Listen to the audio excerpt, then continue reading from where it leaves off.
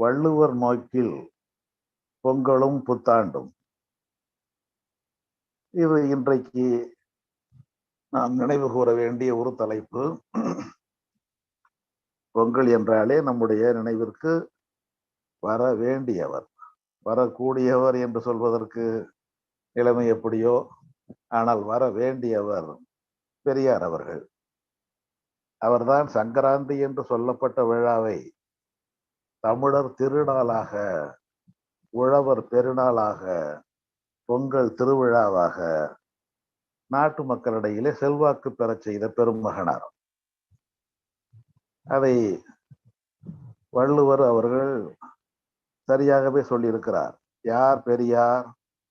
பிறர் செய்வதற்கு அரியவற்றை செய்பவர் பெரியார், செயற்கரிய செய்வார் பெரியர் என்று வள்ளுவர் சொல்வதற்கு இணங்க நம்முடைய தந்தை பெரியார், ஈவேரா பெரியார் செய்த செயல்கள், செயற்கரிய செயல்கள்.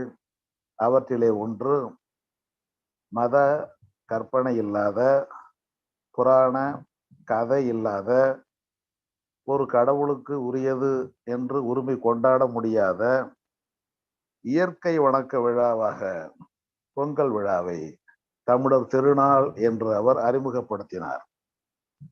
அதையும் வள்ளுவர் சொல்லுகிறார். அப்படிப்பட்ட பெரியாரை நட்பாக்கி கொள்ளுங்கள். வள்ளுவர் பெரியாரை துணை கோடல் என்று ஒரு அதிகாரமே எழுதுகிறார். அரியவற்றுளெல்லாம் அரிதே பெரியாரை பேணி தமரா கொடல். பேணி தமர், உறவினராக, நட்புக்குரியவராக, அன்பிற்குரியவராக, மதிப்பிற்குரியவராக அவர்தான் தமர். அப்படி ஆக்கி கொள்ளுங்கள் என்கிறார். இந்த திருக்குறளிலே அவர்தான் திருக்குறளையும் அறிமுகப்படுத்தியவர் வள்ளுவர் தான். பொங்கலை அறிமுகப்படுத்தியவரும் பெரியார் தான். திருக்குறளை மக்கள் நூலாக அறிமுகப்படுத்தியவரும் தந்தை பெரியார் அவர்கள்தான். அன்று வீட்டிலே திருக்குறள் இருப்பது கூட குடும்பத்தின் வளர்ச்சிக்கு உதவாது என்ற வகையிலே திருக்குறளுக்கு எதிர்ப்பாகவும் சங்க இலக்கியத்திற்கு எதிர்ப்பாகவும், பாருங்கள், நம்முடைய சொத்தே அந்த ரெண்டு தான். அந்த ரெண்டையுமே வீட்டிலே வைத்திருக்க கூடாது, அவற்றை பாடமாக கற்பிக்க கூடாது என்ற அளவிலே அன்றைக்கு எதிர்நிலை கருத்துக்கள் மேலோங்கி இருந்தன. சங்க இலக்கியத்தை வங்க கடலில் எறிவோம் என்று ஒரு மாநாடே நடந்தது நெல்லையில். அப்படித்தான் திருக்குறள் என்பதையும் மக்கள் மையத்திலே எடுத்து சொல்வதை, மக்களிடத்திலே பரப்புவதை அல்லது பரவுவதை கூடியவரை தடுத்தே வந்தார்கள். இந்த சூழ்நிலையிலே தான் பெரியார் அவர்கள் ஒரு கையிலே சங்க இலக்கியம், ஒரு கையிலே திருக்குறள் என்று ரெண்டையும் மக்களிடத்திலே எடுத்து சென்றார். அவற்றுக்கான ஒரு செல்வாக்கை உண்டாக்கினார். சங்க இலக்கியம் என்ற பெயரிலேயே ஒரு இதழை நடத்தியவர் பேராசிரியர் சி இலக்குவனார் அவர்கள். சங்க இலக்கியத்தை படி என்று பாடல் எழுதியவர் தான் பெரியாரினுடைய கொள்கைகளை இலக்கிய வடிவத்திலே ஏந்திய பாவேந்தர் பாரதிதாசன் அவர்கள். நூலைப்படி, சங்கத்தமிழ் நூலைப்படி, முறைப்படி நூலைப்படி, நூலைப்படி சங்கத்தமிழ் நூலைப்படி என்பதுதான். இப்படித்தான் சங்கத்தமிழுக்கு ஒரு செல்வாக்கை உண்டாக்கினோம். திருக்குறளுக்கும் மாநாடு கூட்டியவர் பெரியார். அதற்கு முன்பு மாநாடு கூட்டியவர்கள் உண்டு. அது அறிஞர்கள் அளவிலே விரல் விட்டு எண்ணக்கூடியவர்கள் மட்டுமே கூடி விவாத பொருளாக வைத்திருந்த திருக்குறளை மக்களிடத்திலே எடுத்து சென்றவர் தந்தை பெரியார் அவர்கள்தான்.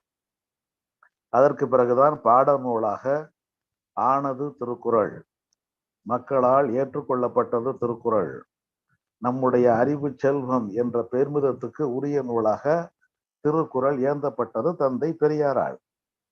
இதைத்தான் நாம் மூன்றை இணைத்து சிந்திக்கிறோம்.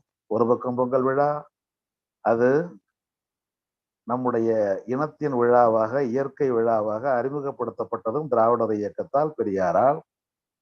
திருவள்ளுவர் ஒதுக்கப்பட்டிருந்த சூழலிலே மக்களால் உயர்த்தப்படுகின்ற சூழ்நிலையை ஏற்படுத்திய இயக்கம் திராவிடர் இயக்கம், ஏற்படுத்தியவர் பெரியார். புத்தாண்டு, அது இன்றைக்கு மிக முக்கியமாக நாம் எடுத்து பேச வேண்டிய ஒரு கருத்து. ஐயப்பனை பற்றி எல்லோருக்கும் தெரியும். ஐயப்பன் இருக்கிற சபரிமலையை பற்றியும் தெரியும். சபரிமலையை பற்றியும் ஐயப்பனை பற்றியும் தமிழ் நாளேடுகளில் வருகின்ற விளம்பரங்களை மட்டும் நீங்கள் கொஞ்சம் பார்த்தால், இப்பொழுதுதான் உலகமே சுருக்கி போய்விட்டதே. அமெரிக்காவில் இருந்தாலும், மலேசியாவில் இருந்தாலும், கனடாவில் இருந்தாலும், மியான்மரில் இருந்தாலும், எங்கிருந்தாலும் பார்க்கலாம். இங்கு வருகின்ற செய்தித்தாளையே பார்க்கலாம்.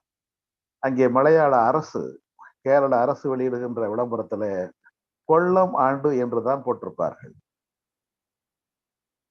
இப்படி ஒவ்வொரு மொழிக்கும் இனம ஆண்டு உண்டு. சாலிவாகன ஆண்டு, கலியுக சகாப்த ஆண்டு என்று ஒவ்வொருவரும் தங்களுடைய ஆண்டு வரிசையை குறிப்பிடுவார்கள். தமிழனுக்கு ஏது ஆண்டு? பிரபவ, விபவ, பிரஜோத்பத்தி, ஆங்கிரச, ஸ்ரீமுக, பவ, யுவ, தாது, ஈஸ்வர, வெகுதானிய என்று 60 அடுக்குவார்கள். ஆண்டு என்றால் வளர வேண்டும். இங்கே 60 ஆண்டுகள் புறப்பட்ட இடத்துக்கே 60 ஆண்டுக்கு பிறகு மறுபடியும் வந்துவிடும். இது செக்கு மாடு, வட்டத்திற்குள்ளேயே வந்து உட்கார்ந்து விடும். இது சுடல் ஏணி. ஒரு ஆண்டு முடிந்தால் அடுத்த கட்டத்துக்கு உயர வேண்டும். அதுதான் ஆண்டு வரிசை. நம்முடைய ஆண்டு அல்ல. நம்முடைய ஆண்டாக சொல்லப்பட்ட ஆண்டு 60 ஆண்டு மறுபடியும் எங்கே புறப்பட்டதோ அங்கே வந்து நின்றுவிடும். மறுபடியும் பிரபாவ, விபாவ, பிரஜோத்பத்தி என்று வரும். அந்த ஆண்டுல ஒன்று கூட தமிழ் கிடையாது. இது ஒன்று போதாதா? இது நமக்குரிய ஆண்டு இல்லை என்று சொல்வதற்கு இந்த ஒன்று போதாதா? இது வடமொழி ஆண்டு. மாதங்களும் அப்படித்தான். சைத்திரம், சித்திரை, வைகாசம், வைகாசி, ஆகரம், ஆஷாடம், எல்லாத்தையுமே ஆணி, ஆடி என்று நம்முடைய மொழி இயல்புக்கேற்ப மாற்றிக்கொண்டோம். ஆனால் ஆண்டின் பெயர் அப்படியே தான் இருந்தது. பிறகு நமக்கான ஒரு ஆண்டு வேண்டும் என்று 1921 மறைமொழி அடிகள் முதலிய நம்முடைய அறிஞர் பெருமக்கள் எல்லாம் கூடி எடுத்த முடிவுதான் ஆண்டு வளர வேண்டும். அதுதான் திருவள்ளுவர் ஆண்டு. அவர் இயேசுநாதரை விட மூத்தவர், 31 ஆண்டுகள் மூத்தவர். கிமு 31 தான் வள்ளுவருடைய ஆண்டு. இப்ப இன்றைக்கு நாம் ஒருவருக்கு ஒருவர் வாழ்த்து சொல்லப்பட வேண்டும் என்றால் திருவள்ளுவர் ஆண்டு 2053 புத்தாண்டு நல்வாழ்த்து என்றுதான் சொல்ல வேண்டும். இதை எப்படி கண்டுபிடிப்பது? எங்களை போல புலவர்களை தேடி வர வேண்டுமா? அல்லது ஐயா சோம இளங்கோவன் போல இயக்க தொடர்புள்ளவர்களை சென்று இவற்றுக்கான விடை என்ன என்று கேட்க வேண்டுமா? ஐயரிடம் கேட்பது போல இதற்கென்று சில ஐயர்கள் உண்டா? எதுவும் தேவையில்லை. ஆங்கில ஆண்டோடு 31 ஆண்டை கூட்டினால் போதும், வள்ளுவர் ஆண்டு வந்துவிடும். பொங்கல் அன்றுக்கு பிறப்பதுதான் திருவள்ளுவர் ஆண்டு. பொங்கல் அன்றைக்கு பிறக்கிற பொழுதுதான் அதை புத்தாண்டு என்று நம்முடைய அறிஞர்கள் சொல்ல, அதை இலக்கியமாக ஏற்றியவர் தான் புரட்சி பாவேந்தர் பாரதிதாசன். அகத்தியனும் காப்பியனும் தோன்றும் முன்னர், அரியதமிழ் தலைக்கழகம் தோன்றும் முன்னர், மிகுந்த கடல் குமரியினை மறைக்கும் முன்னர், விண்ணுயர்ந்த பனிமலைதான் இமயமலை, விண்ணுயர்ந்த பனிமலைதான் நிமிரு முன்னர், பகுத்தறிவின் துணையாலே அரசு இயற்றி பல்கலையின் ஒளிகாலே உலகம் காத்து திகழ் பழைய தமிழகமே இடைநாள் தன்னில் திராவிட நாடு என போற்றும் என்ற நன்னாய். என்றைக்குமே அன்றைக்கு தமிழ் தான், அதுல வடமொழி கலந்ததுனாலே பிற மொழிகளாக சேர்ந்தது. திகழ் பழைய தமிழகம், இடைநாள்ல வந்ததுதான் திராவிட நாடு. அது எப்பொழுதுமே தமிழ்நாடு தான். 10 அன்று 100 அன்று இதை கூட நீங்க பார்த்திருக்கலாம். எல்லா சமூக ஊடகங்களிலே இந்த வரிகளை சிதைத்து வெட்டி ஒட்டி குதறி அப்படித்தான் சொல்ல வேண்டும். அப்படித்தான். அதனாலதான் இந்த பாட்டை நான் முழுமையா சொல்றேன். 10 அன்று 100 அன்று 100 அன்று பல்லாயிரத்தாண்டாய் தமிழர் வாழ்வில் புத்தாண்டு தை முதல் நாள் சொல்கிறவர் பாரதிதாசன். புத்தாண்டு தை முதல் நாள் பொங்கல் நன்னாள் போற்றி விழா கொண்டாடி உன் நலத்தை கத்துக்கடல் கவர்ந்ததுவோ, பகைவர் கூட்டம் கவிழ்ப்பதற்கு முனைந்ததுவோ, காக்கும் போரில் செத்தவர்கள் பல நூறோ, மறவா வண்ணம் செந்தமிழின் சொற்களிலே செதுக்கி வைத்தோம் என்று அந்த பாட்டு நீண்டு போகும். 10 அன்று 100 அன்று 100 ஆண்டு புத்தாண்டு தை முதல் நாள் பொங்கல் நன்னாள். இது போதும். பாரதிதாசன் சொன்ன புத்தாண்டு என்பது நம்முடைய தை முதல் நாள் தான், பொங்கல் நாள் தான். பொங்கல் நாளிலே தான் பிறக்கும். இதுல கூட இங்கே அறிவுத்துறையில இருப்பதற்கு அடையாளம் என்று சொல்லிக் கொண்டு, இல்லை சித்திரை தான் முதல் நாள். கலைஞர் அவர்கள் ஆணை போட்டார் 2008. 2011 ஆட்சி மாறியது. ஆட்சி மாறிய பிறகு அக்கரகாலத்தின் பிரதிநிதி நான் என்று சொல்வது போல ஒருவர் அதை நீக்கிவிட்டார். அரசு போட்ட சட்டத்தை வருகின்ற அடுத்த அரசு நீக்கியது. எதற்காக? என்ன அதுல இழப்பு? என்ன பொருளியல்? தமிழனுக்குரிய ஆண்டு இருக்கக்கூடாது என்பதை தவிர அதுல வேறு என்ன இழப்பு? பொருளியல் வகையிலே ஒன்றும் இழப்பில்லை. புத்தாண்டு என்று கொண்டு வருவதனாலே அரசுக்கு எந்த செலவும் இல்லை. ஆனா தமிழனுக்கு ஒரு அடையாளம் வந்துவிடக்கூடாது ஆண்டின் வழியாக.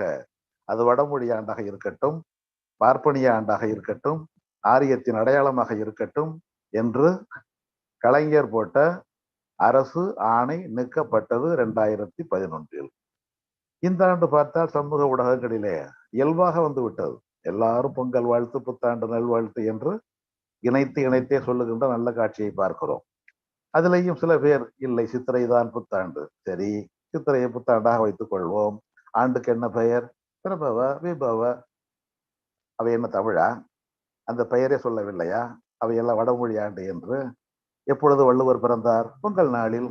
அப்பொழுது புத்தாண்டு எப்பொழுது பிறக்கும்? வள்ளுவர் பிறந்த நாள்ல தானே பிறக்கும். இல்லைங்க, வள்ளுவர் பிறந்ததாய் தையை வைத்துக் கொள்வோம், பொங்கலை வைத்துக் கொள்வோம். ஆனால் புத்தாண்டு என்று சித்திரை வைத்துக் கொள்வோம். என்ன குழப்பம்? வடமொழி பெயரை வைத்துக் கொண்டு அது எப்படி தமிழாண்டாக இருக்க முடியும்? எளிய வினாக்களுக்கு விடை தேட வேண்டியவர்கள் எல்லாம் இவற்றை ஒரு விவாத பொருளாக ஆக்குகின்ற காட்சியெல்லாம் பார்க்கின்றோம். நாம் உரத்து சொல்வோம், பொங்கல் நாள் தான் நம்முடைய புத்தாண்டு நாள். ஆங்கில ஆண்டு என்னவோ அதோடு 31 ஆண்டை சேர்த்துக் கொள்வோம். வள்ளுவர் ஆண்டு வந்துவிடும். ஆண்டு என்பது வளர்ந்து கொண்டே இருக்க வேண்டும். இயேசுநாதரை விட மூத்தவர் என்பது இன்னும் பெருமை. 31 ஆண்டுகள் மூத்தவர் வள்ளுவர். அந்த வள்ளுவ பெருமானார் வழங்கிய திருக்குறள் தான் இன்றைக்கு உலக பொதுமறை என்று போற்றப்படுகின்றது. இன்று இங்கே நாங்கள் தமிழ்நாட்டிலே இன்று காலையிலே கூட வட அமெரிக்க தமிழ்ச்சங்க பேரவை நிகழ்ச்சியிலே நான் பேசினேன். நீங்கள் எல்லாம் அந்த நிகழ்ச்சியை கேட்ட பொழுது இரவு உறங்கச் சென்றீர்கள்.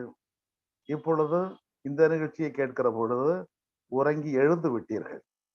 நான் காலையிலும் பேசி இப்பொழுது வரைக்கும் பேசி இடையிலே உறங்காமல் பேசிக் கொண்டிருக்கிறேன். இந்த சூழல் தமிழ்நாட்டு சூழல். உங்களுக்கு ஒரு நாள் முடிந்து மறுநாள் பிறந்து விட்டது. எங்களுக்கு ஒரே நாளில் 2 நிகழ்ச்சியும், ஒன்று காலை இன்னொன்று இரவு என்ற அடிப்படையில் இருக்கிறது. நாள் ஒன்று போனால் வாரம் ஒன்று போகும், வாரம் 4 போனால் மாதம் ஒன்று போகும், மாதம் 12 போனால் ஆண்டு ஒன்று போகும், ஆண்டு போனால் ஆண்டுக்கு ஒரு பெயர் வேண்டும். அதுதான் கிறிஸ்தவ ஆண்டு. அது கிபி, கிமு, இல்லை என்றால் பொது ஆண்டு என்று சொல்லுகிறோம். நமக்கான ஆண்டு என்ன? கொல்லம் ஆண்டு இருக்கிறதே, சாலிவாகன ஆண்டு இருக்கிறதே, விக்கிரம ஆண்டு இருக்கிறதே, ஒவ்வொரு மொழிக்கும் ஒரு இனத்திற்கும் ஆண்டு இருக்கிறதே. உங்களுக்கான ஆண்டு என்ன? அதுதான் தமிழ் புத்தாண்டு, திருவள்ளுவர் ஆண்டு என்பதை நாம் நம்முடைய அடையாளமாக வலியுறுத்தி சொல்ல வேண்டும். அப்படி வலியுறுத்தி சொல்லுவதற்காகத்தான் மாரைமலை அடிகள் முதலிய அறிஞர் பெருமக்கள் மாநாடு கூட்டி எடுத்த முடிவு. புரட்சி பாவேந்தர் பாரதிதாசன் போன்றவர்கள் இலக்கியமாக்கி மக்கள் மனதிலே பதித்த செய்தி. அதுதான் நம்முடைய தமிழ்நாட்டு அரசால் கொஞ்சம் கொஞ்சமாக ஏற்றுக்கொள்ளப்பட்டு முதல்ல நாட்காட்டியாக, அரசாணையாக ஒவ்வொன்றிலும் வந்து இறுதியிலே ஆண்டின் பெயரே அதுதான் என்று 2008 அரசு ஆணை வழங்கப்பட்டது. அதுதான் இடையிலே முறியடிக்கப்பட்டது. அதற்கு பிறகு நாம் 10 ஆண்டுக்கு பிறகு இப்பொழுதுதான் விழிப்படைந்திருக்கிறோம். இந்த ஆண்டு முதல் நாம் நம்முடைய புத்தாண்டு வள்ளுவர் ஆண்டு என்று சொல்வோம், நம்முடைய விழா பொங்கல் நாள் என்று சொல்வோம். அதிலையும் கூட குழப்பத்தை உண்டாக்குவதற்கு இன்னும் ஒரு கூட்டம் கிளம்பி இருக்கிறது. அது சங்கராந்தி என்பார்கள். இந்த விழாவினுடைய அமைப்பே நுட்பமான அமைப்பு. ஒரு ஆண்டினுடைய கடைசி நாள் என்பதனாலே மார்கழி மாதம் கடைசி நாள் போகி பண்டிகை. அது போக்கி பண்டிகை. போக்கி என்பதிலே இடையிலே உள்ள ஒரு எழுத்து இல்லை. அந்த போக்கி தான், போக்கப்பட்டதுதான் போகி பண்டிகை. அடுத்ததுதான் பொங்கல் நாள். அறிவியல் படி நம்முடைய புவி கோளம், பூமி பந்து வந்தது சூரியனிலே இருந்து பிரிந்து என்பதை நாம் அறிவியலுடைய எளிய செய்தி, தொடக்க செய்தி என்ற அளவில் எல்லோருமே அறிந்து வைத்திருக்கிறோம். நீர்த்துளி வடிவில இருக்கின்ற எல்லாமே உருண்டையாகத்தான் இருக்கும். உருண்டைக்கு இன்னொரு பேர் தான் கோளம். கோளம் என்றால் உருண்டை. அதனுடைய சுருக்க வடிவம் தான் கோள். புவிக்கோள். நம்முடைய புவிக்கோள் பூமி. பூமி என்பது சூரியனில் இருந்து வந்தது என்பதற்கு அடையாளமாகவும், நாம் உயிர் வாழ்வதற்கு உயிர் காற்றை வழங்குகின்ற ஒளிச்சேர்க்கை நடத்துகின்ற வாய்ப்பை வழங்குகிற சூரியனுக்கு நன்றி சொல்வதற்காகவும் நாம் பொங்கல் விழாவை நடத்துகிறோம். இதுல இருக்கின்ற அறிவியல் நுட்பம் பாருங்கள், எப்படிப்பட்ட அறிவியல் நுட்பம். புவி எங்கிருந்து வந்ததோ அந்த சூரியனுக்கு விழா நடத்துகின்ற பொங்கல் நாள். வீட்டிலே எவையெல்லாம் வேண்டாதவையோ, அறிவிலே, மனத்திலே, வாழ்க்கையிலே, ஆண்டிலே வேண்டாதவை எவையோ அவற்றையெல்லாம் போக்குகின்ற அந்த போக்கினாலோடு அந்த ஆண்டு முடிந்து போய்விடும். அடுத்ததுதான் தை பிறந்தால் வழி பிறக்கும். தை முதல் நாள், அதுதான் பொங்கல் நாள். அதில் பல்வேறு வகையான உண்மைகளை இணைத்து சொல்லுகின்ற வாய்ப்பை நம்முடைய வரலாறு நமக்கு தெரிவித்துக் கொண்டே இருக்கிறது. அடுத்த நாள், மூன்றாம் நாள் தான் மாட்டு பொங்கல் என்கிறோம். மாடு என்றால் இன்றைக்கு அது பசுவா எருமையா என்று சொல்லுகின்ற அந்த சொல் மட்டும்தான் நமக்கு தெரியும். வள்ளுவர் சொல்லுவது, உலகத்தில் அழியாத செல்வம் கல்வி, கேடு இல் விழுச்செல்வம் கல்வி, மாடு அல்ல மற்றையவை என்கிறார். அங்கே மாடு என்றால் செல்வம். மாடு என்றால் செல்வத்தை குறிப்பது.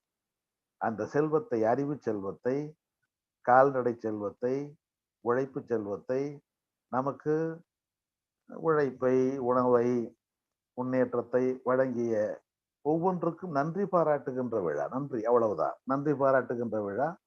அதற்காக நாம் வைத்ததுதான் மாட்டு பொங்கல்.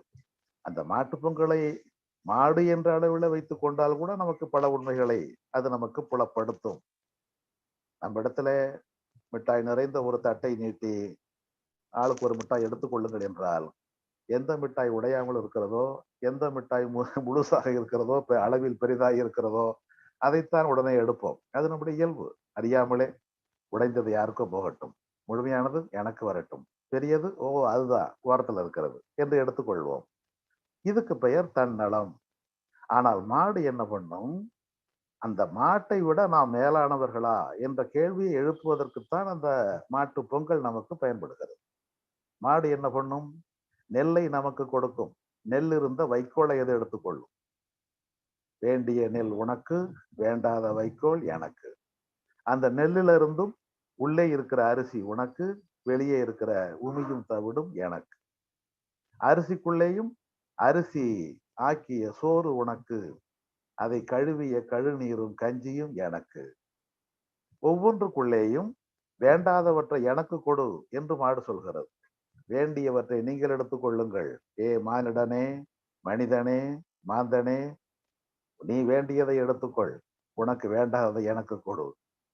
நீ வேண்டாம் என்று சொல்லுகின்றவற்றை சாப்பிட்டு நான் மறுபடியும் உனக்கு வேண்டிய பாலை கொடுப்பேன். அந்த பாலை நீ மோராக்கலாம், தயிராக்கலாம், எண்ணெயாக்கலாம், நெய்யாக்கலாம்.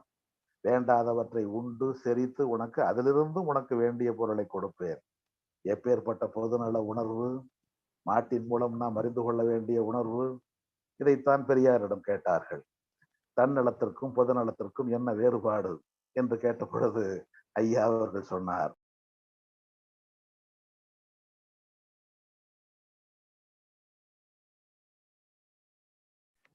அன்மியூட் பண்ணி.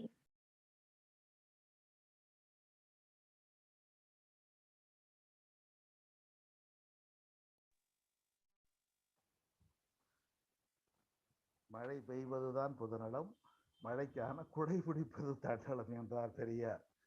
அது ரொம்ப நுட்பமான செய்தி தான். அந்த நுட்பமான இப்படி ஒவ்வொன்றுக்குள்ளேயுமே இந்த மாட்டு பொங்கலையும் நாம் பொருத்தி பார்க்கலாம். ஐயா, குரல் சரியா கேட்கல, குரல் சரியா கேட்கல. மாடு நமக்கு வேண்டியவற்றை, இப்பொழுது கேட்குதுங்களா? இன்னும் கொஞ்சம் நல்லா இருந்தா இருக்கும். முதல்ல நல்லா இருந்தது.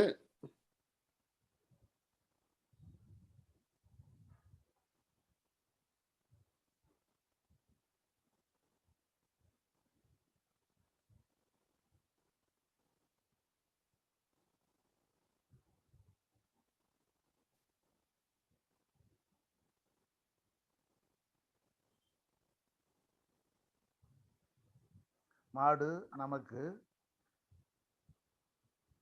கொடுப்பது, நாம் வேண்டாம் என்று சொல்வதை ஏற்றுக்கொண்டு நமக்கு வேண்டியவற்றை கொடுக்கிறது. இப்ப கேக்குதுங்களா?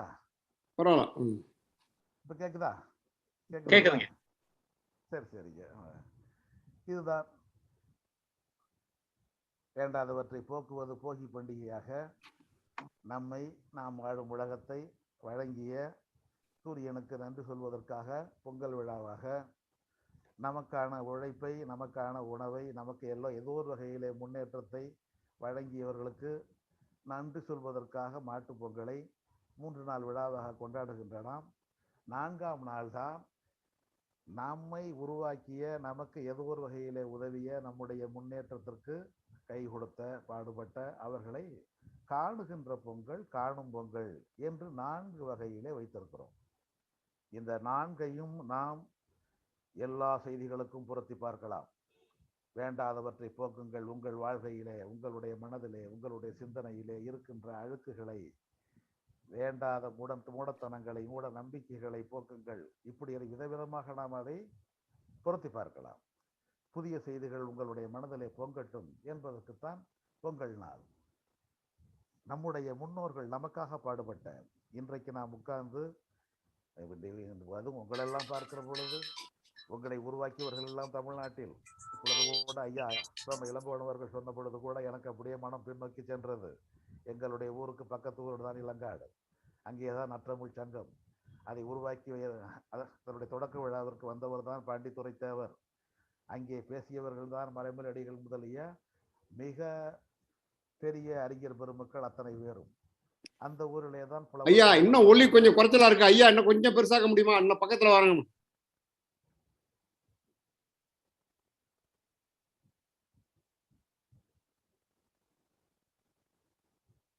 மிகப்பெரிய பெருமக்கள் எல்லாம் இப்ப கேக்குதுங்களா?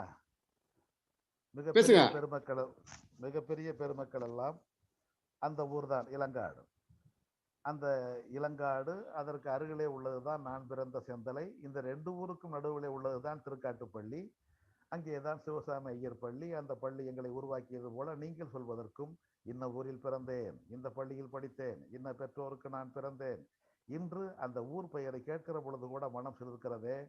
ஏதோ ஒரு பகுதியில், உலகத்தினுடைய இன்னொரு பகுதியில், வாழ்க்கையினுடைய முன்னேற்றத்திற்காக, வாழ்வின் தேவைக்காக, இப்படி அமெரிக்கா போன்ற ஏதோ ஒரு நாடுகளில் இருந்து வாழ்வின் முன்னேற்றத்தை கண்டிருந்தாலும் கூட மனம் பின்னோக்கி போனால் அது அடைகின்ற உணர்ச்சி என்பது அந்த பருவத்திற்கே நம்மை கொண்டு செலுத்திவிடும்.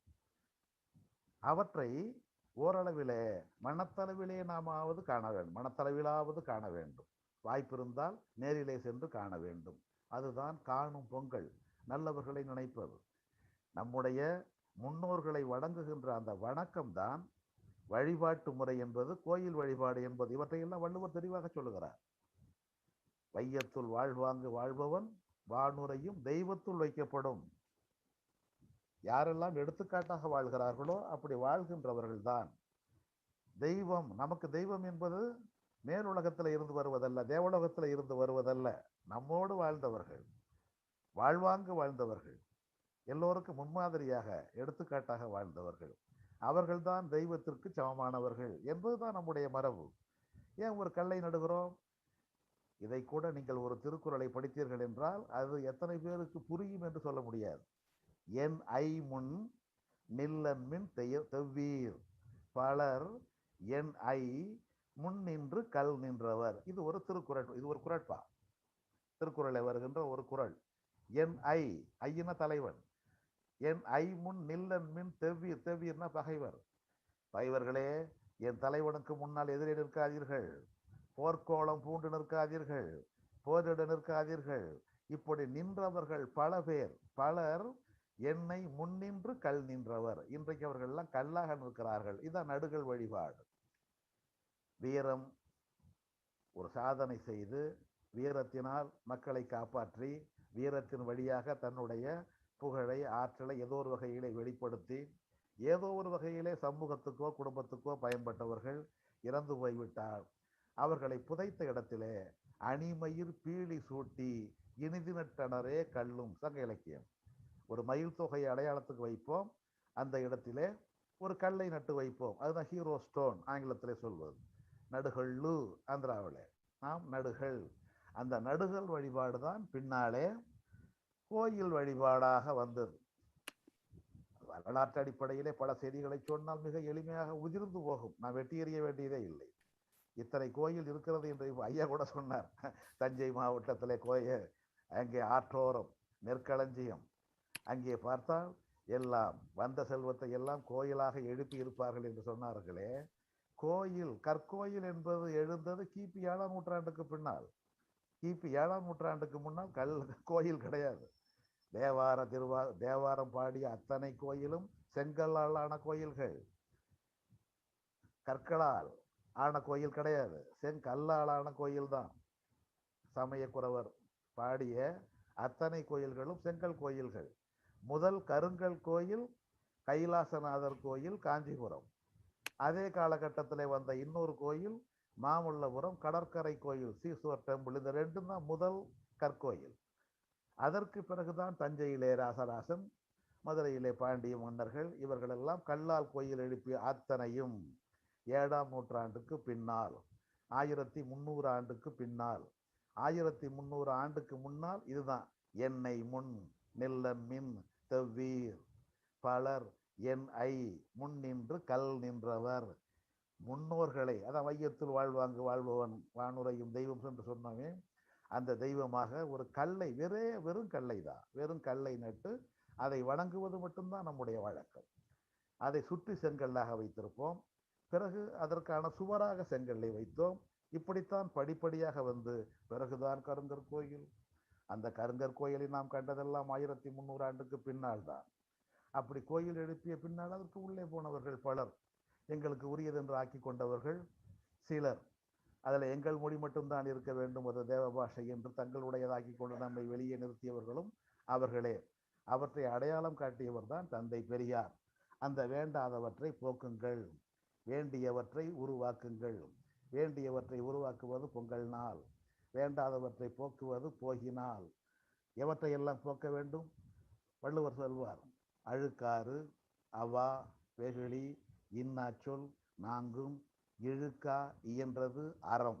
அறம்னா ஒழுங்கு, அறம் செய்ய விரும்பு, ஒழுங்கு நெறி, அந்த நெறிதான்.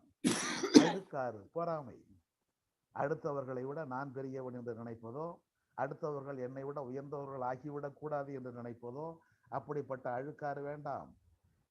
எல்லா உயர்வும் எனக்கே வேண்டும், உழைக்காமல் உட்கார்ந்து சாப்பிடுகிற அந்த வசதி எனக்கே வேண்டும் என்ற அவா, பேராசை. இதை கேள்வி கேட்டார், ஆராய்ச்சியோடு கேள்வி கேட்டார், அறிவுபூர்வமாக கேள்வி கேட்டார். அவர்கள் மேலே கோபப்படுவது வெகுளி.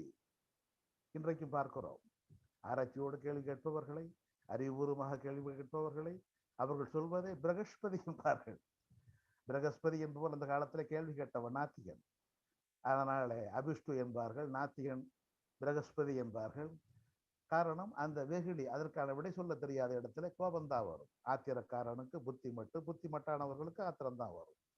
இந்த பொறாமையும் பேராசையும் வெகுளியும் இல்லாத இடத்திலே தான் ஒழுங்கு வரும்.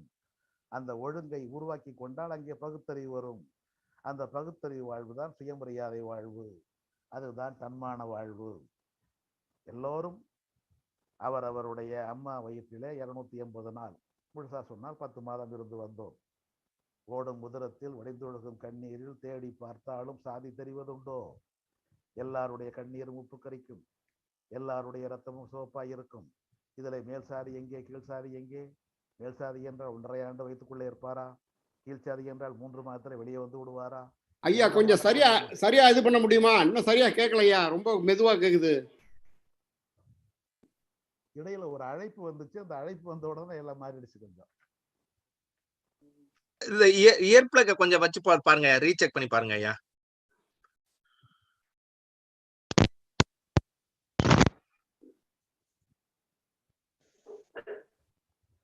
அழுக்காறு அவா வெகுளி இன்னாச்சொல் நான்கும் எழுக்கா இயன்றது அறம். இப்ப கேக்குதுங்களா?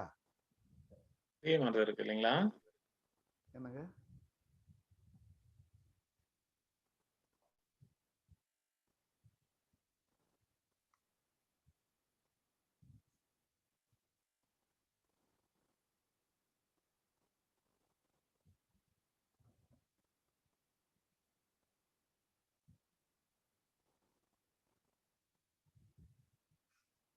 அறம்போலும் கூர்மையரேனும் மரம்போல்வர் மக்கட்பண்பு இல்லாதவர் என்று வள்ளுவர் சொல்வார்.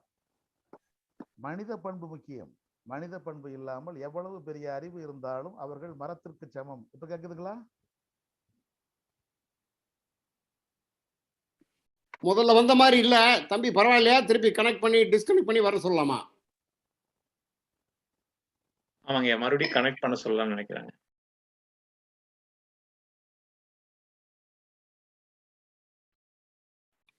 ஐயா இணைப்புல இருந்து போயிட்டு திருப்பி வர முடியுமா?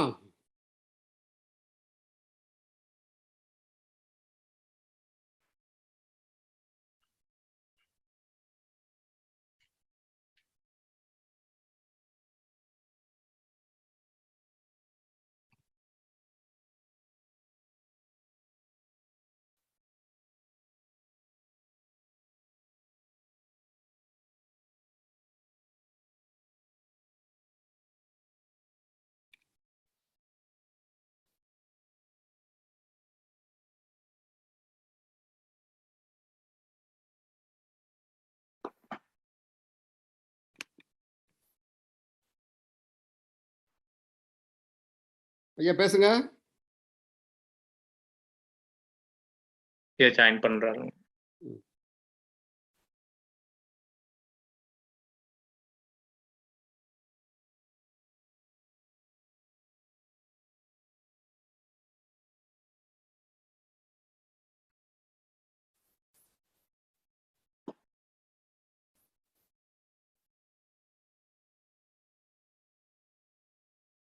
தம்பி ஐயா அன்மியூட் பண்ணு.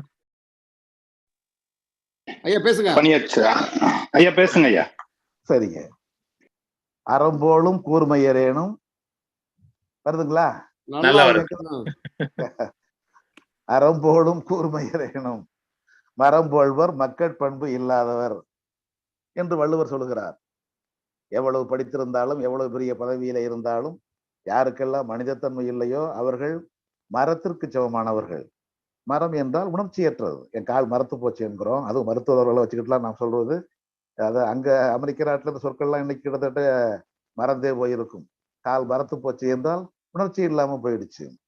அந்த உணர்ச்சி இல்லாத நிலைதான் மரம். மரம் போல்வர் மனித பண்பு இல்லாதவர், மக்கட் பண்பு இல்லாதவர். அந்த மனித பண்பு இல்லாத இடத்திலேதான் ஒரு மேடை போட்டால் கூட மேடைக்கு மேலே மேடை போட்டுத்தான் நான் அமர்வேன் என்பதும், 2 கையால் நாம் கும்பிட்டால் ஒத்த கையை மட்டுமே ஆட்டுவேன் என்பதும், எல்லோருமே ஒரே மதத்தைச் சேர்ந்தவர்களாக ஒரே சாமியை வணங்குபவர்களாக இருந்தாலும் நான் மட்டும்தான் உள்ளே போவேன் என்பதும், எங்கள் மொழிதான் தேவ பாஷை, உங்கள் மொழி நீச பாஷை என்று இழிவுபடுத்துவதும், இப்படி இவை எல்லாமே மனித பண்புக்கு மாறானவை. அவர்களுக்கு அறிவு இருக்கலாம், உயர்ந்த பதவி இருக்கலாம், மிக பெரும் கோடீஸ்வரராக இருக்கலாம். ஆனால் அவர்கள் மனிதர்களா? இல்லை, மரத்திற்கு சமம். சொல்கின்றவர் திருவள்ளுவர். அறம் போலும் கூர்மையரேனும் மனித பண்பு இல்லாதவர்களை ஒதுக்குங்கள், போகி பண்டிகை என்பது நமக்கு இதற்றையும் சேர்த்து சொல்லுகிறது. வீட்டில் இருக்கிற வேண்டாத பொருளை மட்டுமல்ல, சமூகத்துல இருக்கிற வேண்டாத பண்புகளையும் வேண்டாத பண்புடைய மனிதர்களையும் போக்கி விடுங்கள். அப்படி வேண்டாதவற்றை போக்கினால்தான் நல்லவை நிலைக்கும். அதையும் வள்ளுவர் சொல்றார். அல்லவை தேய அறம் பெருகும், நல்லவை நாடி இனிய சொலின். நல்லவை நிற்க வேண்டும் என்றால் அல்லவை அகல வேண்டும். நீங்க நல்லவற்றை சொல்லுகின்ற அந்த அளவை கூட்டிக் கொண்டே சென்றால், அதற்கான வாய்ப்பை உருவாக்கி கொண்டே சென்றால், அல்லவை அழிவது மெல்ல நடந்தாலும் உறுதியாய் அகன்று விடும். நம்பிக்கை ஊட்டுகின்றார். எவையெல்லாம் நமக்கு அச்சுறுத்துகின்றனவோ அவற்றில் இருந்து விலகி நிற்க கற்றுக்கொள்ளுங்கள். யாதனின் யாதனின் நீங்கியான் நோதல் அதனின் அதனின் இளன். விலகி இருக்க கற்றுக்கொள்ளுங்கள். அதைத்தான் பெரியார் சொல்வார், வெறுக்க கற்றுக்கொள்ளுங்கள், வேண்டாதவற்றை வெறுக்க கற்றுக்கொள்ளுங்கள், வெறுக்க கற்றுக்கொள்பவனே வீரன். இதெல்லாம் வள்ளுவர் சொன்னதிலிருந்து சுருக்கி சொன்னது. பெரியார் அவர்கள் நூற்பா மாதிரி சொன்னார். வெறுக்க கற்றுக்கொள்ளுங்கள் என்றார். அதை இவர் சொல்லுகிறார், யாதனின் யாதனின் நீங்கியான். அதை விட நான் எவ்வளவு பெரியவன், நான் எவ்வளவு பெரிய வசதியானவன், நான் எவ்வளவு வசதி, எவ்வளவு வயது உள்ளவன், எத்தனை பெருமைக்குரியவன், என்னை முதலமைச்சராக பாருங்கள் என்று ஆளுநர்களை அழைத்த அப்படிப்பட்ட சிறப்புக்குரியவன் என்றெல்லாம் நான் நான் என்று நினைக்காதீர்கள். எது வந்தாலும் எனது எனது என்று உங்களுக்குரியதாக மாற்றிக்கொள்ளாதீர்கள். அது உங்களுக்கு தலைக்கணத்தை கொடுக்கும், ஆணவத்தை கொடுக்கும். யான் எனது என்னும் செருக்கு அரு வள்ளுவர். இதைத்தான் நாம் பெரியார் இடத்துல பார்க்கிறோம். முதலமைச்சராகுங்கள் என்று ஒரு முறை அல்ல, 2 முறை. ஒரு முறை ஈரோட்டிலும் இன்னொரு முறை கோவையிலும் 2 ஆளுநர்கள் வந்து முதலமைச்சர் பொறுப்பை ஏற்றுக்கொள்ளுங்கள் என்று 40லும் 42ஆம் ஆண்டிலும் கேட்ட பொழுது, முதலமைச்சர் பொறுப்பை ஏற்றுக்கொள்வது என்னுடைய இயல்புக்கு பொருந்தாத ஒன்று, என் கொள்கைக்கு பொருந்தாத ஒன்று என்று வெளியேற்றியவர் பெரியார். நான் என்ற எண்ணம் இருந்திருந்தால் உடனே அவ்வளவுதான். எப்பேற்பட்ட பதவியவும் மானம் ஒன்றேனல் வாழ்வென கொண்டு வாழ்ந்த என் மர வேந்தர் பூனைகள் அல்லர் அவர் வழி வந்தோர் புலிநிகர் தமிழ் மாந்தர். மனிதர்களாக மாற்றுவதற்காக நான் வாழ்பவன், பதவிக்காக வாழ்பவன் அல்ல என்பதை முதலமைச்சர் பதவி காலடிக்கு வந்து பொழுது கூட அதை விளக்கி செல்லுகின்ற யான் எனது என்ற விருப்பமும் பெருமையும் தன்னை தேடி வந்தாலும் அப்படி ஏற்றுக்கொள்ளாத ஒரு மனப்பண்பை பார்க்கிறோம் பெரியார் இடத்துல. அதைத்தான் போகி பண்டிகை நமக்குள்ளே உணர்த்த வேண்டும். எதை பார்த்தாலும் நான் என்ன வேண்டாம், எனது என்ற அந்த சிந்தனைக்கு இடம் வேண்டாம். அவற்றை போக்க கற்றுக்கொள்ளுங்கள். இப்படித்தான் போகி பண்டிகையை நாம் புரிந்து கொள்ள வேண்டும். அதே போல மனதுக்குள்ளே பொங்க வேண்டியவை அவை. எந்த ஒன்றுக்கும் அஞ்சாமல் இருப்பது, அஞ்சாமை, ஈகை, அறிவு, ஊக்கம், இதுதான் மனிதனுக்கு வேண்டியது. எந்த சூழ்நிலையிலும் அஞ்சாதீர்கள், அஞ்சாமையோடு இருங்கள். அஞ்சி அஞ்சி சாவார் இவர் அஞ்சாத பொருள் இல்லை அவனியிலே என்று பாரதி பாடுவாரே. காரணம் அந்த அச்சம்தான். அச்சத்தினுடைய இன்னொரு பெயர் தான் பேய். பேய் மழை, பேய் காற்று. என்ன பொருள்? அச்சம் தரும் காற்றுக்கு பெயர் பேய் காற்று, அச்சம் தரும் மழைக்கு பெயர் பேய் மழை. அச்சம் என்பதுதான் அந்த அச்சத்துக்காக நாம் கொடுத்த உருவம் தான். அது நல்ல வேளை இப்பொழுது மின்சாரம் பரவிய பிறகு அந்த பேய் அச்சம் என்பதெல்லாம் ஓரளவு விளங்கிவிட்டது. ஓரளவு தான், பேரளவு அல்ல, ஓரளவு விளங்கிவிட்டது. இருந்தாலும் பேய் பிடித்த பெண்கள் இன்றைக்கும் இருக்கத்தான் செய்கிறார்கள். அவர்களுக்காக சாட்டையும் கையுமாக இருக்கின்ற பூசாரிகள் இருக்கத்தான் செய்கிறார்கள். அச்சம்தான். அஞ்சாமை உள்ளவர்களாக ஆண்களும் இருங்கள், பெண்களை உருவாக்குங்கள். முடிந்தவரை உங்களிடத்துல இருப்பதை பிறருக்கு கொடுத்து பழகுங்கள். வாங்கி பழகுவது ஒரு பக்கம், கொடுத்து பழகுங்கள். ஈகை, அறிவு, நாள்தோறும் வருவதுதான் அறிவு. இல்லை என்றால் அது தேங்கி போன குட்டை. அறிவு வேண்டும். ஊக்கம், ஒன்றை தெரிந்து கொள்வதிலே மேலும் மேலும் வரக்கூடிய ஊக்கம், இதுதான் வேண்டும் என்கிறார். எந்த ஒன்றை பார்த்தாலும் இது நம்மால் முடியாது என்ற எண்ணம் கூடாது. மனதுக்குள்ளே ஒரு ஊக்கம் பொங்க வேண்டும். அருமை உடைத்து என்று அசாவாமை வேண்டும். பெருமை முயற்சி தரும். முயற்சி தான் ஊக்கம். எந்த பெருமைக்கும் காரணம் முயற்சி தான், விடாமுயற்சி தான். என்னால் முடியாது, இது எந்த காலத்தில் முடியாது என்று எதையுமே, இதைத்தான் பெரியார் சொல்வார். எல்லாவற்றுக்கும் பெரியார் தான். மலையே மயிரை கட்டி எழுக்கிற, வந்தா மலை, போனால் அதுதான். எவ்வளவு பெரிய உண்மை பாருங்கள். அது எவ்வளவு பெரிது என்று ஒதுங்கி விடாதீர்கள், முயன்று பாருங்கள். ஒன்று ஒன்றாக எடுத்தால் அது முடியாக இருக்கலாம், இழை இழையாக இருக்கலாம். அதுவே ஒன்று சேர்ந்து விட்டால் வடமாக மாறிவிடும். அது மயிராக இருந்தாலும் சரி, மற்ற ஒரு நூலாக இருந்தாலும் சரி, அளவுக்கு மீறி ஒன்று சேர்ந்தால் அது வடம். அப்படித்தான். இப்படி ஒவ்வொன்றுக்குள்ளுமே வருகின்ற இப்படி உழைப்பால பெறக்கூடியவற்றை, பெற்ற செல்வத்தை நீங்கள் யாருக்கு வழங்க வேண்டும்? மோட்சம் கருதி உழைக்காமல் இருக்கின்றவர்களுக்கு கொடுத்து விடாதீர்கள். வேள்வியிலே போட்டு விடாதீர்கள். மனதிற்குள்ளே அறிவு பொங்கினால் செய்ய வேண்டியது வரியார்க்கு ஒன்று ஈவதே ஈகை. இல்லாதவருக்கு கொடுங்கள். அறிவை பெறுவதற்கான, கல்வியை பெறுவதற்கான வாய்ப்பை இல்லாத வறியவர்களுக்கு கல்வியை கொடுங்கள், அறிவை கொடுங்கள். மருத்துவம் பெறுவதற்கான, சிகிச்சை பெறுவதற்கான வாய்ப்பு இல்லாதவர்களுக்கு மருந்தை கொடுங்கள், சிகிச்சையை கொடுங்கள். இல்லாதவர்களுக்கு கொடுப்பதுதான் ஈகை. வரியார்க்கு ஒன்று. ரொம்ப நுட்பமான குறள் இது. வரியார்க்கு ஒன்று. பட்டு வேட்டியோடு வந்திருக்கிற, பட்டு வேட்டியவே பஞ்சகச்சமாய் கட்டி இருக்கின்ற அவருக்குத்தான் நோட்டுகளை எண்ணி பார்க்காமல் கட்டாக கொடுக்கிற வழக்கம் இன்றைக்கும் இருக்கிறது. கோயிலிலே தட்சிணை என்ற பெயரிலே கேட்டதையெல்லாம் மனமுனோகாமல் கொடுக்கின்ற வழக்கம் இருக்கிறது. அப்படி கொடுக்காதே, அது மூடத்தனம். வள்ளுவர் சொல்லுகிறார், இல்லாதவனுக்கு கொடுங்கள், வரியார்க்கு ஒன்று ஈவதே ஈகை. அப்போ உங்களுக்கு நீங்கள் ஒரு சான்றோராக வேண்டும். சராசரி மனிதனாக இருப்பது வேறு, சான்றோராக இருப்பது வேறு. இவற்றை தான் பொங்கல் நாள் நமக்குள்ளே உணர்த்துவது. சான்றோர் என்றால் யார்? பிறருக்கு சான்றாக வாழ்பவர்கள் சான்றோர், சால்பு உடையவர்கள் சான்றோர். வள்ளுவர் வள்ளுவர் ஐயா கூட சொன்னாரே, பாவாணர், பாவேந்தர், பெரியார் 3 பேரையும் நெஞ்சிலே ஏந்தி இருக்கிறவன் என்று என்னை பற்றி சொன்னார்களே, உண்மை. பாவாணர் எந்த ஒன்றையும் தொகைப்படுத்தி சொன்று அப்படியே விரித்து கொண்டு செல்வார். நமது நாட்டுக்கு தேவையான பெரியார் 3 பெரியார் என்பார்கள். தேவனைய பாவாணர், அறநெறி பெரியார் திருவள்ளுவர், தமிழ் நெறி பெரியார் மறைமொழி அடிகள், தன்மான பெரியார் தந்தை பெரியார். முதல்ல 3 பெரியார் என்பார், கடைசியிலே தன்மான பெரியார் என்று நாயக தமிழாசிரியர்கள் 4 பேர் என்பார். ஒவ்வொன்றுக்குள்ளும் அது சொன்னாலும் அது வேறு ஒரு உரையான விளக்கமாக மாறிவிடும். அதே இந்த இந்த செய்திக்கெல்லாம் முன்னோடியாக இருக்கிறவர் வள்ளுவர் தான், திருவள்ளுவர். சால்வு என்பதை ஒரு மண்டபமாக ஏற்றுக்கொண்டால் அதை தாங்கி நிற்கிற தூண் 5 தூண். அன்பு ஒரு தூண், அறிவு ஒரு தூண், தேற்றம் ஒரு தூண், ஆசையின்மை அவாவின்மை ஒரு தூண். 4 இந்த 4 தூணின் மேல கட்டப்பட்டதுதான் சால்வு என்பார். அன்பு, அறிவு, தேற்றம், அவாவின்மை இந்நான்கும் நன்குடையான் கட்டே தெளிவு என்பார். அந்த தெளிவு வேண்டும், அறிவு தெளிவு, மனத்தெளிவு வேண்டும். அந்த மனத்தெளிவுக்கு அடுத்த கட்டம் தான் சால்வு. அந்த சால்வுக்கு வேண்டிய எல்லா இடத்துலயும் அன்பு வச்சிருவார். வள்ளுவர் எந்த ஒன்றை எடுத்தாலும் முதுகுத்தண்டு மாதிரி, மூச்சுக்காற்று மாதிரி அன்பு என்பதை விளக்கி பார்க்கவே மாட்டார். அன்பு ஈனும் ஆர்வம் உடைமை.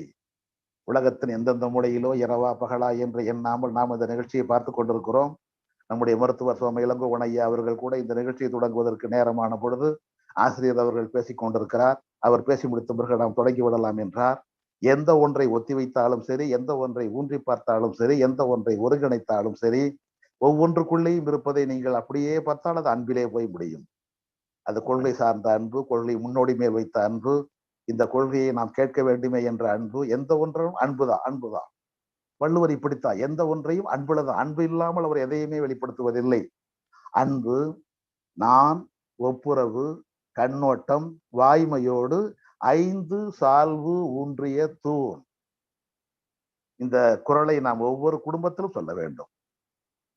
நீங்கள் ஒரு சான்றோராக வேண்டும். சான்றாக வாழ்பவர் சான்றோர் என்றால் சான்று என்பதற்கு அடையாளம் இந்த 5 பண்பு வேண்டும். முதலிலே அன்பு, நம்மை பெற்று வளர்த்த பெற்றோர் மேல் அன்பு, நாம் பேசுகின்ற மொழியின் மேல் அன்பு, நாம் பிறந்த மண்ணின் மேல் அன்பு, விரிவுபடுத்திக் கொண்டே செல்லலாம். எல்லாவற்றின் மேலே அன்பு. அடுத்தது அறிவு. அறிவு அற்றம் காக்கும் கருவி. வள்ளுவர் சொல்வார், அழிவு வராமல் காக்கின்ற மிகப்பெரிய கருவி எது? ஆயுதங்கள் அல்ல, அறிவுதான். அற்றம், அழிவு. அழிவு வராமல் காக்கின்ற கருவி அறிவு. அற்றம்னா அழிவு. அந்த அன்பு, நான் வெட்கப்பட வேண்டும். ஒரு தவற்றை செய்து விட்டால், வேண்டாத ஒரு செயலில் நாம் ஈடுபட்டு விட்டால் அதை மனசார ஏற்றுக்கொள்ள வேண்டும், வெட்கப்பட வேண்டும். இதையும் நாம் பார்க்கலாம், பெரியார்கிட்ட பார்க்கலாம். தப்பு பண்ணிட்டேனுங்கோ என்று பெரியார் ஏதாச்சும் ஒன்றை தவறாக சொல்லிவிட்டாலோ தவறாக செய்து விட்டாலோ தன்னுடைய கை விரலை ஒரு கையில இன்னொரு கையில விரலை விட்டு விட்டு இப்படி இப்படி எடுப்பார். விட்டு விட்டு எடுத்து, ஐயா நான் தப்பு பண்ணிட்டேனுங்கோ என்பார். பெரியாருக்குள்ள அந்த இயல்பு. அவர் பெரியார், மிகப்பெரிய பெரியார். அப்பேற்பட்ட பெரியாரே ஏதேனும் ஒரு சிறு பிழை நடந்து விட்டால் மனசார ஒத்துக்கொள்வார். அந்த நான் தான் அந்த வெட்கப்படுவது. ஐயா மன்னிக்கோணும், ஏதாச்சும் ஒரு கருத்தை தனக்கு முன்னாலே உட்கார்ந்து பேசுகின்றவருடைய கருத்தை ஐயா மறுக்கிற பொழுது சொல்லுகிற முதல் சொல்லே ஐயா மன்னிக்கோணும் அப்படிம்பார். ஏதோ பிழையான ஒரு செய்தியை சொல்வது போன்ற ஒரு உணர்வுல மன்னிக்கோணும், இது என்ன? அதனாலதான் அவர் பெரியார். உங்களுடைய கருத்தை நான் மறுக்க வேண்டிய நிலை வந்து விட்டது, அதனால நீங்க என்ன மன்னிக்கணும் அப்படின்பார். அப்படி மறுப்பை கூட ஒரு நான், ஒப்புரவு, முடிந்தவரை உதவி செய்வது, கண்ணோட்டம், இரக்கம். யாரை பார்த்தாலும் இரக்கம், எந்த ஒன்றை பார்த்தாலும் இரக்கம், எதன் மேலும் ஒரு பரிவு, ஒரு பரிவுணர்ச்சி. அந்த பரிவுதான் எல்லா வகையான விளைவுகளுக்கும், எல்லா வகையான உதவிக்கும், எல்லா வகையான வளர்ச்சிக்கும் காரணம். ஒன்றை பரிவோடு பார்ப்பது வேறு, பகையோடு பார்ப்பது வேறு. பெரியார் அவர்களை பார்க்க தன் மடி நிறைய கல்லும் இடுப்புலே பிச்சுவா கத்தியும் வச்சு கொண்டு வந்தவர். இந்த கலவை என்ன சொல்றான்? முதல்ல கொஞ்ச நேரம் கேட்போம், பிறகு கல் எடுத்து வீசுவோம், கூட்டம் கலைஞ்ச பிறகு கிட்ட போய் கத்தியால ஒரே குத்திடுவோம் என்று போன ஒருவர் அவர் பேசுவதை கேட்ட உடனே இந்த கிழமை சரியா தானே சொல்றான், நமக்கு வேண்டிய கருத்தா தானே இருக்குது என்று அவர் மேல ஒரு பரிவு வந்த உடனே இடுப்புக்கு கை போகவில்லை, கல்லை எடுக்கவில்லை, பிச்சுவா கத்தியை தொடவில்லை, விரல்கள் எடுக்கவில்லை. கூட்டம் முடிந்த பிறகு நேர பெரியார்கிட்ட போனார். ஐயா, நானு இடுப்பு நிறைய பாருங்க கல்லு கட்டி வந்தேன் கூட்டத்தை கலைக்கிறதுக்காக. பிச்சுவா கத்தி பாருங்க, சாமி இல்லை, மதம் இல்லை, எல்லாரும் சமமா இருக்கணும்னு சொன்னீங்களே, உங்களை கொல்றதுக்காக பிச்சுவா கத்தியோட வந்தேன் என்று சொன்ன உடனே பெரியார் தன்னுடைய, அவர் எப்பயும் இந்த பனியன் போன்ற ஒரு சட்டை தான் போடுவார், கையால் தச்ச சட்டை மாதிரி.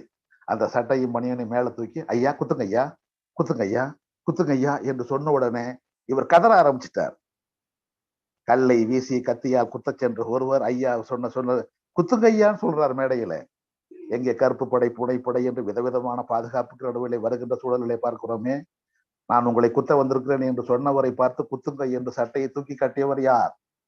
அதுதான் பகைவனுக்கு அருள்வாய், நெஞ்சே பகைவனுக்கு அருள்வாய்.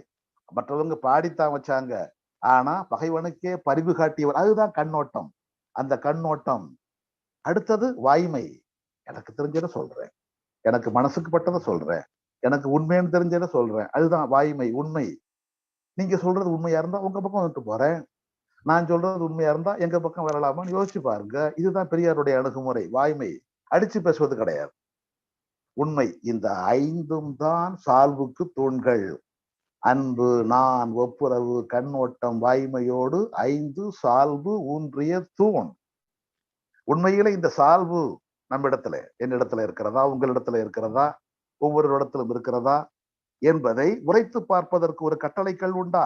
நகையை பார்க்கிறோமே, இது நல்ல நகையா, இல்லை போலியா, இல்ல கலப்படம் அதிகமா இருக்குதா, அதுக்கு பேர் தான் கட்டளைக்கல். இந்த சால்வு என்பதை பார்ப்பதற்கு ஒரு கட்டளைக்கல் உண்டா? வள்ளுவர் சொல்றார், உண்டு. எது? தனக்கு சமமில்லாத ஒருவரிடத்திலும் தன்னுடைய தோல்வியை ஒப்புக்கொள்வது. சால்விற்கு கட்டளை யாதெனின் துளையல்லார் கண்ணும் தன்னுடைய தோல்வியை ஒத்துக்கொள்வது என்பார். தனக்கு சமமில்லை, வயதால் சிறியவர்கள், அறிவால் சிறியவர்கள், பெருமையால் சிறியவர்கள், அப்படிப்பட்ட தனக்கு சமமில்லாதவரிடத்துல கூட நான் சொன்னது அங்க சரியா இல்லை போல இருக்கு என்று ஒத்துக்கொண்டோமானால் உண்மையிலே அது பிழையாக தவறாக இருந்துவிட்டு நாம் மனதார ஒத்துக்கொண்டோமானால் அதுதான் சால்விற்கு கட்டளை. யாதெனில் தோல்வி துளையல்லார் கண்ணும் சொடல். தோல்வி, நம்முடைய தோல்வியை சமம் இல்லாத, இதற்கான நிகழ்ச்சிகளை சொல்ல போனால் பெரியார், அண்ணா, கலைஞர் என்று வரிசையாக சொல்லலாம். ஆசிரியர் வீரமுடையவர்கள் வரைக்கும் வரும், வரிசையா வரும். நம்முடைய பெருமக்கள் எல்லோரிடத்திலுமே இந்த பண்பை பார்க்கலாம். தங்களுக்கு சமமில்லாத ஒருவரிடத்திலே கூட ஏதேனும் ஒன்றை மாறுபட்டு அது உண்மையிலே அவர் சொன்னது சரியாக இருந்தால் அதை ஒத்துக்கொள்ளுகின்ற அந்த பண்பு இருக்கிறதே, அதுதான், அந்த பண்பு தான் சால்விற்கு கட்டளை என்பார். இவையெல்லாம் பொங்குவதற்கு பெயர்தான் பொங்கல் நாள். அந்த மாட்டு பொங்கலிலே வருவதுதான் நம்முடைய அறிவுக்கு காரணமான மறைந்து போனவர்களை நினைக்கின்ற அந்த மாடு என்றாலே செல்வம் தான். கேடில் விழு செல்வம் கல்வி, ஒருவருக்கு மாடு அல்ல என்று சொன்னோமே, செல்வம் அல்ல என்ற பொருள்ல செல்வத்துள் செல்வம் செவிச்செல்வம் என்றார். அறிவுடையார் எல்லாம் உடையார் என்றார். அந்த செல்வம் அறிவு செல்வம். அந்த அறிவு செல்வம் பெற்றவர்கள் எப்படி இருக்க வேண்டும் என்றால், அறிவு செல்வம் பெறாமல் ஒரு செய்தியை சொல்லக்கூடாது. அறிவு செல்வம் பெறாமல் ஒரு கருத்தை அடித்து சொல்வதோ, ஒரு இயக்கத்தை நடத்துவதோ, ஒன்றை நாம் சரியானது என்று வாதாடுவதோ கூடாது. வள்ளுவர் சொல்வார், அரங்கு இன்றி வட்டாடி இயற்றிய நிரம்பிய நூல் இன்றி கோட்டி குழல். எந்த ஒரு செய்தியை பேசினாலும் அந்த செய்தியிலே நீங்கள் முழுமையாயிருங்கள். நிரம்பிய நூலின்றி கோட்டி குழல். ஒரு துறையிலே நிரம்பிய புலமையை, அறிவை பெற்ற பிறகுதான் ஒரு செய்தியை நாம் எடுத்து சொல்ல வேண்டும். இல்லை என்றால் காயில்லாமலே வட்டு ஆடுவதை போல, கேரம், அந்த வட்டக்காயும் அதை வீசுகின்ற தட்டும் இல்லாமலே நாம் அந்த வட்டாட்டம் கேரம் ஆடுவதை போலத்தான். எந்த ஒரு துறையிலுமே அறிவை பெறாமல், முழுமையான அறிவை பெறாமல் அதை நாம் நிலைநாட்டுவதற்கான முயற்சி எடுப்பது. அந்த அறிவை பெறுங்கள் என்பார். அதை கூட அறிவில்லாதவரிடத்துல உங்களுடைய அறிவை காட்ட வேண்டாம். வள்ளுவர் சொல்லுகிற நுட்பம் பாருங்க, இது எப்பேற்பட்டதா இருக்குது. எல்லாரிடத்திலுமே நீங்கள் அறிவு செய்திகளை சொல்லிக் கொண்டு இருக்காதீர்கள். காணாதான் காட்டுவான் தான் காணான். இந்த குரலெல்லாம் விளைங்கிறதே கடினம். காணாதான், அறிவை காணாதவனிடத்துல காட்டுவான். அறிவு செய்திகளை காட்டுகின்றவர் தான் காணான். தானும் முட்டாளாதான் போயிடும். அடிமுட்டாளிடத்துல பேசினால் நமக்கு அந்த பட்டம் தான் வந்து சேரும். அதனால் யாருக்கு உண்மை காணுகிற விருப்பம் இருக்கிறதோ அவரிடத்திலே மட்டும் அறிவு செய்திகளை பேசுங்கள்.